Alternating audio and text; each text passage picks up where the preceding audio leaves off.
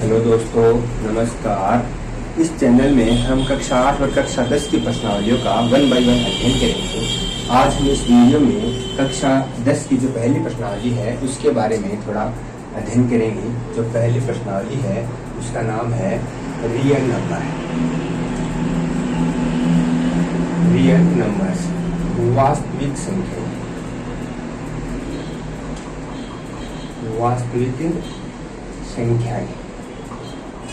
वास्तविक संख्याओं के बारे में आपने जो कक्षा 9 है, कक्षा 9 में आपने थोड़ा अध्ययन किया था कि वास्तविक संख्याएं क्या होती हैं। एक बार फिर से हम उनको थोड़ा यहाँ पे रिवाइज कर लेते हैं कि वास्तविक संख्याएं कौन कौन सी होती हैं। तो पहली जो वास्तविक संख्या है वो है प्राकृत संख्या। कौन सी है? प्राकृत संख्या। तो प्राकृत संख्याएं कौन कौन सी होती हैं? वह संख्या जो एक से शुरू होती है और अनंत तक चलती हैं, प्राकृत संख्या कहलाती है। 1, 2, 3, 4, 5, 2 तक चलती रहती हैं, प्राकृत संख्याएं कहलाती हैं।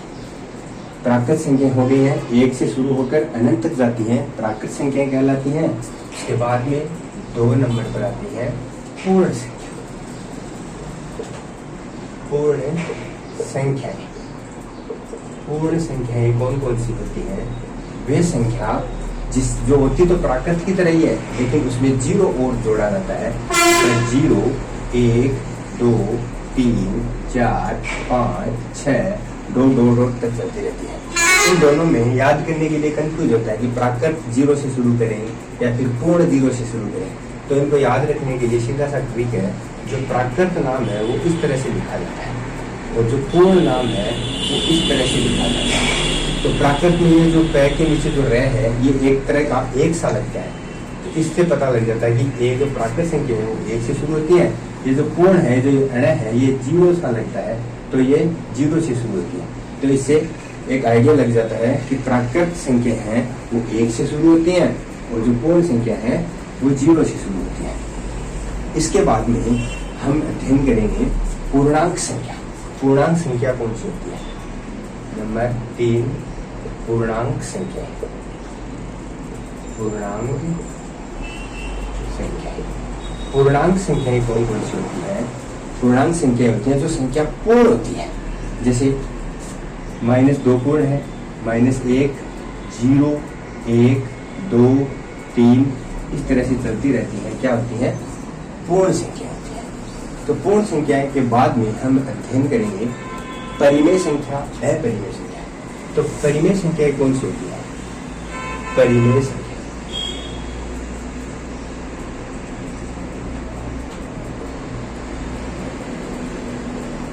परिमेय संख्या वे संख्याएं जिन्हें हम P/Q के रूप में लिख सकते हैं या लिखी जाती हैं, परिमेय संख्या कहलाती है। वे संख्याएं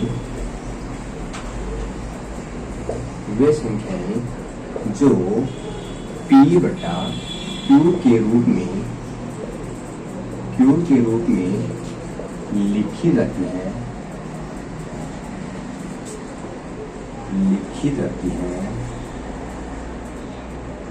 परिमेय संख्या कहलाती है।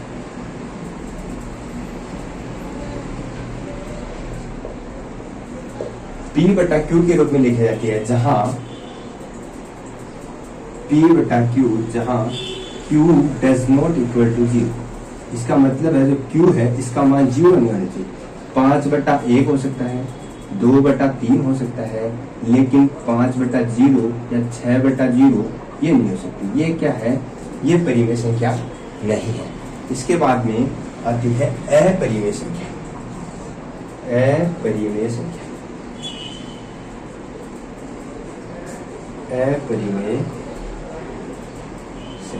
अपरिमेय संख्या कौन सी होती है?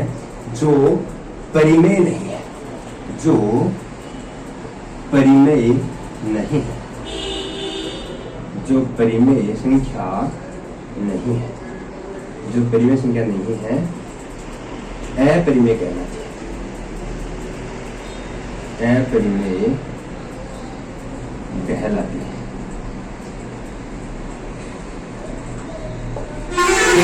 यहाँ तक समझ में आ गया। इसके बाद में आती है भाज्य संख्याएं और अभाज्य संख्याएं। भाज्य संख्या और अभाज्य संख्याएं, भाज्य संख्याएं और अभाज्य संख्याएं।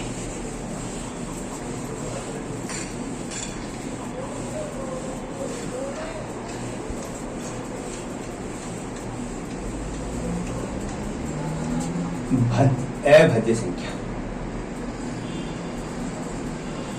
अभाज्य संख्या। अभाज्य संख्या कौन सी होती है? वे संख्याएं जिसका खुद के अलावा, जिसका खुद का खुद में भाग जाता है, जो स्वयं से ही विभाजित होती है, अभाज्य संख्या कहलाती है। 2, 3, 5, 7, 9 तो भाज्य संख्या है, और 11 और 13 और 17 ये क्या है? अभाज्य संख्या। यहाँ ध्यान देने वाली बात यह है, जो 2 है ये सबसे छोटी अभाज्य संख्या है, सबसे छोटी अभाज्य संख्या है, अभाज्य संख्या है। फिर आती है भाज्य संख्या।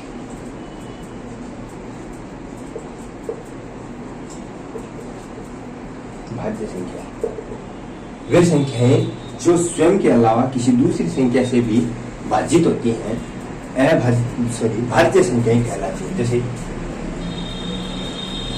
3 भी है, 5 भी है, 6 भी है, 7 भी है, 8 भी है, 9 भी है, ये वाली भाज्य संख्याएं कहलाती हैं।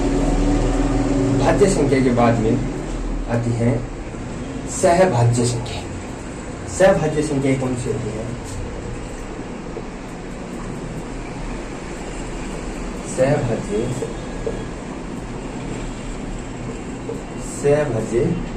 संख्या, सहभाज्य संख्या होती है जो 2 से ज्यादा गुणनखंडों में तोड़ा जा सकता है, सहभाज्य संख्याएं कहलाती है। जैसे 3 का जैसे गुणनखंड करते हैं, सॉरी 15 का जो गुणनखंड करते हैं 3 में फिर भाग लेते हैं 5, फिर 5 ये 2 से ज्यादा हो गया। फिर आता है 16 का तोड़ते हैं तो क्या आता है 2, फिर 8, फिर 2, फिर 4, फिर इसमें 2, फिर इसमें 2, फिर इसमें 2, फिर 3। अब इनमें देखो ये वाला दोनों में कोई वेट नहीं करता है।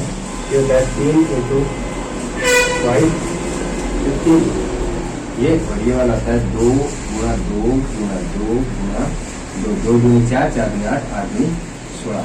इन दोनों में कोई भी चीज कॉमन नहीं है, क्या कहलाती है? सहभाज्य संख्या। सहभाज्य संख्या ही कहलाती है। फिर पढ़ेंगे हम सम संख्याएं और विषम संख्याएं।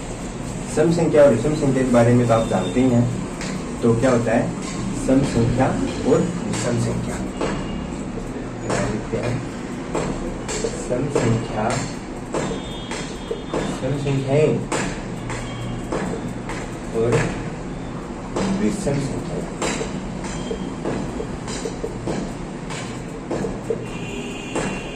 सम संख्याएं और विषम संख्याएं। तो सम संख्याएं कौन सी होती है? जो 2 से पूरी विभाजित होती है, वो क्या होती है? सम संख्याएं कहलाती है। और विषम संख्याएं कौन सी होती है? जो 2 से विभाजित नहीं होती है, वो विषम संख्याएं कहलाती है। जैसे 1, 3, 5, 9 और 11 ये 2 से विभाजित नहीं होती हैं, और वाली विषम संख्याएं हैं जो 2 से विभाजित होती हैं। सम संख्याएं और विषम संख्याएं कहलाती हैं। इसके बाद में शायद मैंने अपरिमेय संख्याएं नहीं पढ़ी है। अपरिमेय संख्याएं,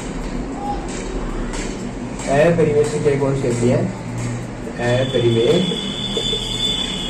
संख्याएं ये तो सीधी है, जो परिमेय नहीं है, जो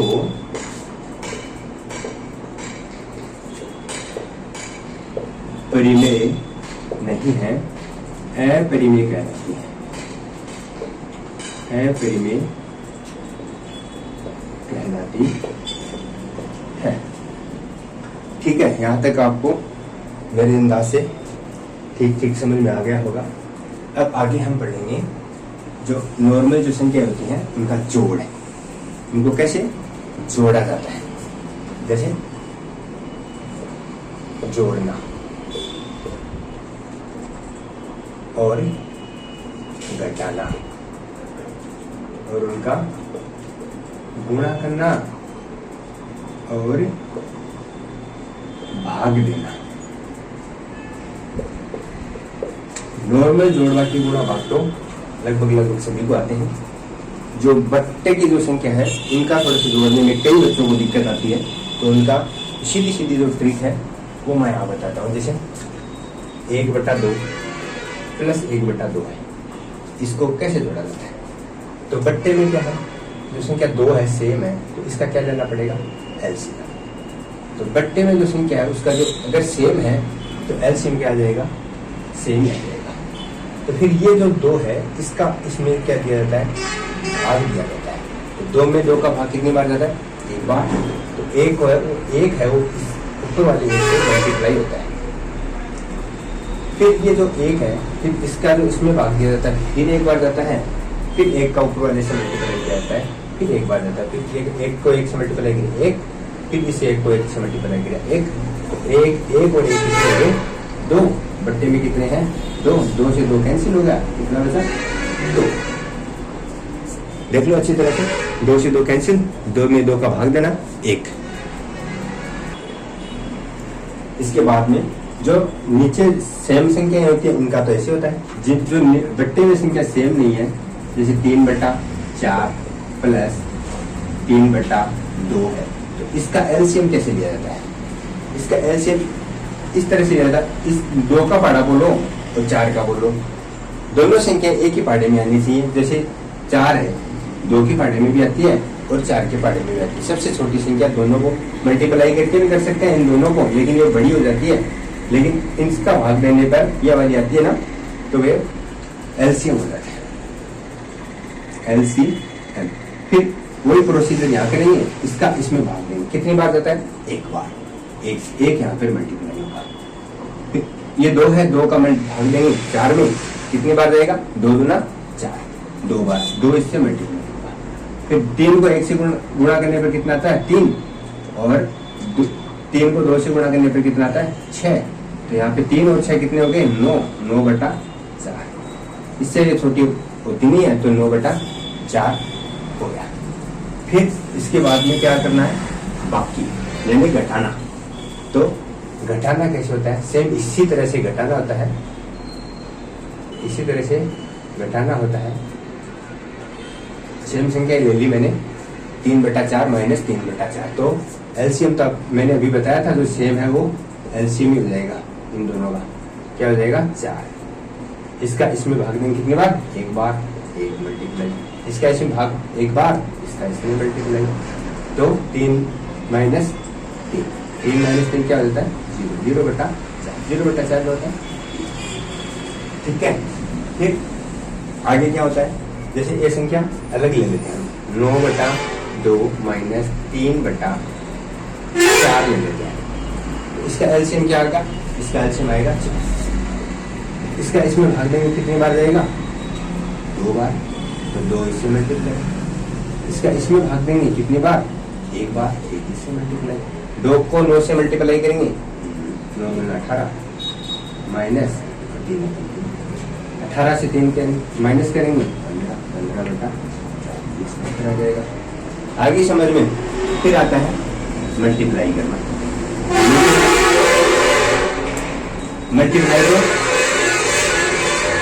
मल्टीप्लाई तो सीधा सीधे हो जाएगा, जैसे कि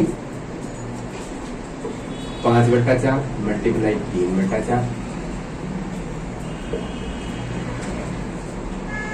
2/5 3 मल्टीप्लाई 5/2। तो ये इससे मल्टीप्लाई, ये इससे मल्टीप्लाई, ये इससे मल्टीप्लाई, ये इससे मल्टीप्लाई, कितना हो जाएगा 5 3 15, 4 4 16, ये इसका मल्टीप्लाई, 5 गुणा 10, 3 गुणा 6, ये छोटी हो सकती है, और 2 से 5 और 3, कितना उत्तर आ गया 5/3। आ गया समझ में। फिर आता है भाग देना। भाग कैसे देते हैं, एक तो ये प्रोसीजर है ये वाली, तो ये तो आता ही लगभग सभी को।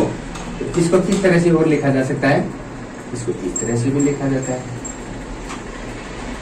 और इसको इस तरह से भी लिखा जाता है 5/2। तो ये जो सरल जो बट्टे में लिखा जाता है 5/2 भाग 3/2, इसको कैसे सरल करते हैं, ये सरल करने का तरीका देखो, ये बहुत ही आसान है। इसको सरल करने का तरीका है, ये जो भाग है इसको हटाना पड़ता है। इसको हटाने के लिए हम क्या करते हैं, 5/2 कर देते हैं, फिर जो भाग का जो चिन्ह है इसको हटाकर यहाँ पर क्या कर देते हैं, मल्टीप्लाई का। मल्टीप्लाई का चिन्ह करने से ये संख्या है ये पलट जाती है। जो 2 है वो ऊपर आ जाता है और जो 3 है वो नीचे आ जाता है। तो फिर ये वापस मल्टीप्लाई की तरह ही हो जाती है। 5 दूना 10 और 3 दूना 6। ये जो सरल होकर क्या आ जाती है 5/3। मेरे ख्याल से आपको समझ में आ गया होगा। ऐसे आप वीडियो को लाइक कीजिए, कमेंट कीजिए और चैनल को सब्सक्राइब कीजिए। आगे भी हम छोटी छोटी बातों को लेकर आगे तक पढ़ेंगे और सभी से जो 8वीं की जो गणित है, 10वीं की गणित है, 9वीं की गणित है, सभी को हम 1 बाय 1 टॉपिक लेकर सरल करते रहेंगे। और चैनल को लाइक कीजिए। जय हिंद, जय भारत।